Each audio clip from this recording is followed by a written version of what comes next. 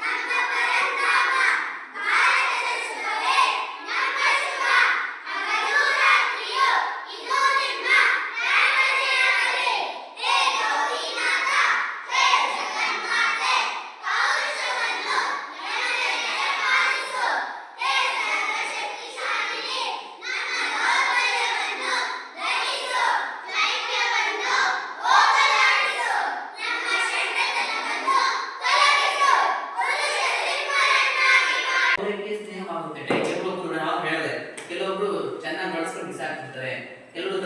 ಕೆಲವರು ಏನ್ ಮಾಡ್ತಾರೆ ಗೊತ್ತಾ, ಈಗ ಯಾರೋ ನಿಮ್ಗೆ ಯಾರೋ ಹೋದ್ರಲ್ಲಿ ಶ್ರೀಮಂತರು ಇರ್ತಾರೆ ಚೆನ್ನಾಗಿ, ಅವನು ಬಡವ ಇರ್ತಾನೆ ಸ್ವಲ್ಪ, ಅಥವಾ ಏನೋ ಬಡವ ಇಲ್ಲೇ ಇರ್ಬೋದು, ಇದ್ರೆ ಇರ್ಬೋದು, ಗೊತ್ತಿಲ್ಲ. ಆದ್ರೆ ಇನ್ನೊಂದು ದುಡ್ಡು ನೋಡಿ ಅಥವಾ ಏನು ಮಾಡಿ ಏನನ್ನೋ ಚೆನ್ನ ತಿನ್ನೋದು ಅಥವಾ ನಿಮ್ದಿನ ದುಡ್ಡುಗಳನ್ನ ಅದು ಅವ್ರಿಗೆ ದುರುಪಯೋಗ ಮಾಡ್ಕೊಂತಾರೆ. ಅಂದ್ರೆ ನೀವು ಈಗ ಗೋಬಿ ಕೊಡಿಸೋದು, ಪಾನಿಪುರಿ ಕೊಡಿಸೋದು, ಮತ್ತೊಂದು ಕೊಡಿಸೋದು ಅಂತ ಹೇಳಿ ನಿಮ್ಮಲ್ಲಿರೋ ಹಣವನ್ನ ಅವನು ಯಾವ ಸ್ನೇಹದ ನೆಪದಲ್ಲಿ ಅವನು ದುರುಪಯೋಗ ಮಾಡ್ತಾರೆ.